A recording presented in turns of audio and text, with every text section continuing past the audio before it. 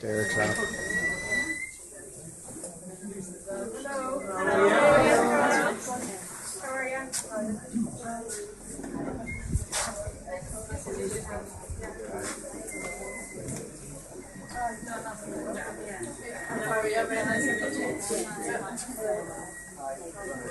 I've often been in the shop. I'm sorry to see you all sitting down like this because normally it's a hive of activity. So,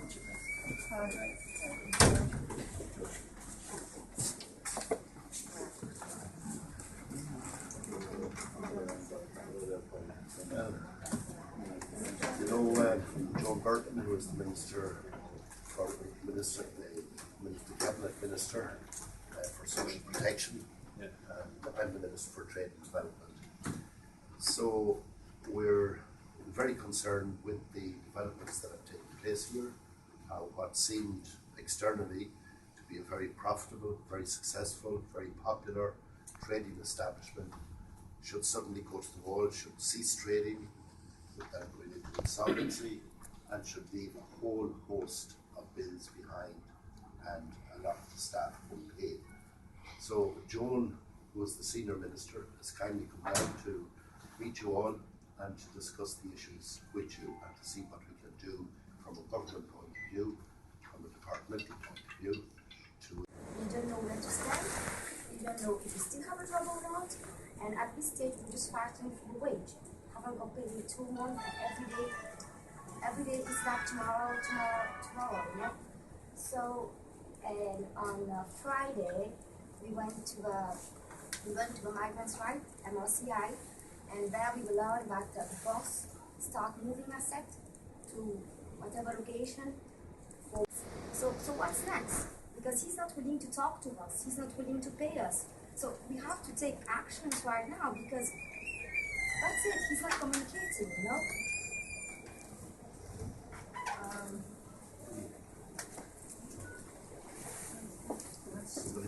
Yes, I want to ask. Yeah, I want to ask as well. Basically, the solutions we see is that he declares himself insolvent. We will have direct access to insolvency fund, but he doesn't want to declare himself insolvent. So, is it illegal for him? He can go away with that, because otherwise it means that everyone can open a business, take employees and say, look, at the end of the month I'll pay you. And then at the end of the month he doesn't pay anyone. That's it. And he will declare himself insolvent.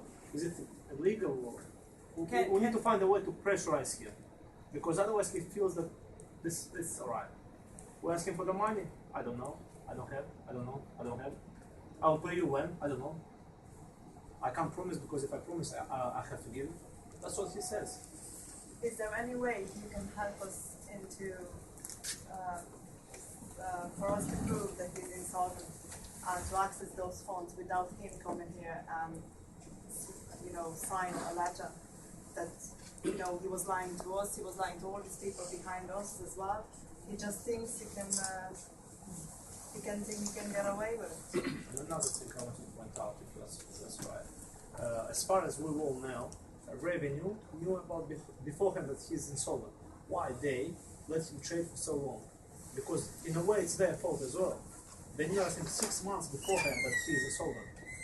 That's the question why. Nera as well. The company Nera name, yeah? Nera. Yeah. They checked his other company and they said everything going fine. And I saw that women 2 days ago, they was outside. I said yes, it's okay, but you came, but it's too late.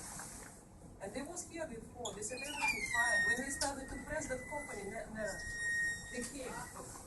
Now, if we want to have any direct access to some kind of funds, if he doesn't put himself insolvent or if he doesn't want to sign any paper that he's insolvent, it takes time to be improved. So if it's possible for us to have some kind of direct access to some kind of fund, insolvency fund or wherever fund they are, because a lot of people, they're going to be on the street. We have to pay our rents, and we don't have the money.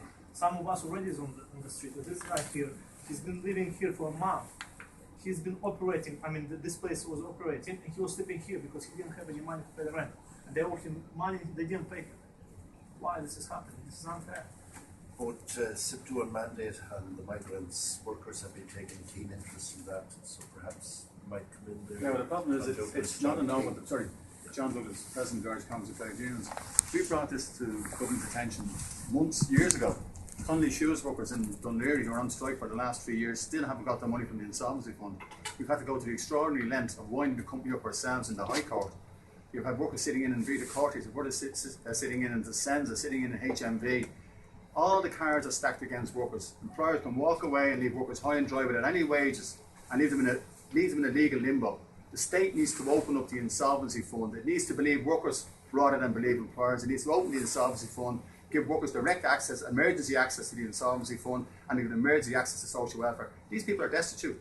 They have no money for rent. They have no money to feed their children. They're sleeping on the floor here. They've been fed by the Dublin public. And the government needs to act, and needs to act now as a matter of urgency. This is well known to the government for the last 2 years. So with all due respects, this company's not insolvent. That's the problem. Because once they don't go insolvent or issue a letter from directors that are insolvent, these people won't get a penny, not one penny. They'll be waiting 3 years and 4 years, and that's just not fair. And it needs action. It needs action now. John King. John King is He's over there. He's over the back. Yeah.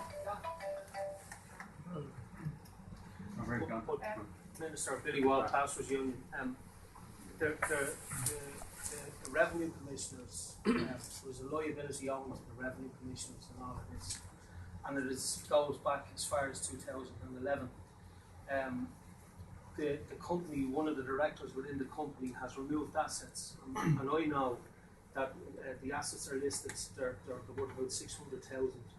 So unless the revenue were to move in here and petition the company for insolvency through the courts, that's one way for the state to recover some of its debt, and for these workers then to recover the money that are owed to the various pieces of legislation. And the records show that the Revenue Commission, this company tried to remove the auditor, the actual auditor, and the company registration office refused them to do that. But there's another thing, legislation needs to be amended, that when an employer, and we know there's a lot of issues around this, but when an employer refuses to pay a worker his wages or her wages, it should be a criminal offence. So if an employer was to hand one of these workers their wages and the worker put it in to their locker and the employer opened the locker and took it, that's theft. That is theft. And legislation needs to be enacted. That's right. It's you are from Thatcher. You are.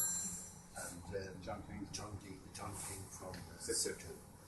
Yeah, thanks, Manager. Look, just to try to avoid what we had, I would like to support the comments that we made by my two colleagues. It's pretty awful to think that in 2013 that workers should have to resort to such actions in order to receive wages that are due to them and other advisements. And there's two things that I'd ask you to look at coming out of today to act on immediately. First of all would be to do whatever you can to alleviate the financial hardship of these people. So that means we've got to get the department to cut across it in terms of the way of emergency social welfare assistance, emergency social welfare provision, and so on, because these people are trying to feed their families, trying to pay their rents, and so on. And secondly, I think we do need to look at what opportunities might exist within the insolvency fund to see if there are anything there that can be adjusted or moved in the short and immediate term to ensure that these people get the wages that are owed to them. Again, Lee with Migrant Rights Centre Ireland. Just to say thanks very much for coming in. We really appreciate that you're here. I'm not going to repeat what everybody else says, but I'm just going to say something around people's immigration status in terms of accessing social welfare, that the HRC conditions do apply and that they need to be waived in these situations as well, that people really have to be able to access an emergency payment and that is real and that can be got immediately. So we have to be cognizant of that if people are accessing social welfare.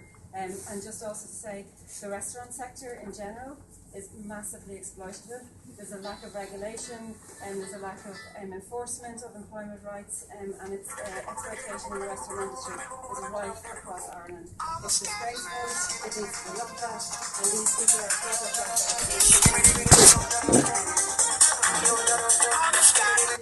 about it in the future.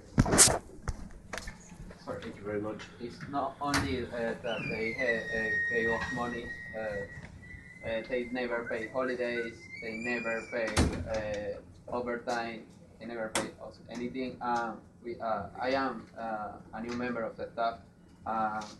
They continue to contract new people when they have these problems. So why, if there are no money to pay, why they continue the business and continue to contract new people? Is all the problem. Got your petition signed by a lot of people, and that are supporting us, and they still follow. It's still ongoing. So if you have a look at this, 2,000 signatures. You have it, yeah. Thank you very much for outlining the issues. It's absolutely dreadful and appalling what you said about the situation. Now, clearly, some of the legal issues, I want to see if what you might be able to say in terms of her department. Well, first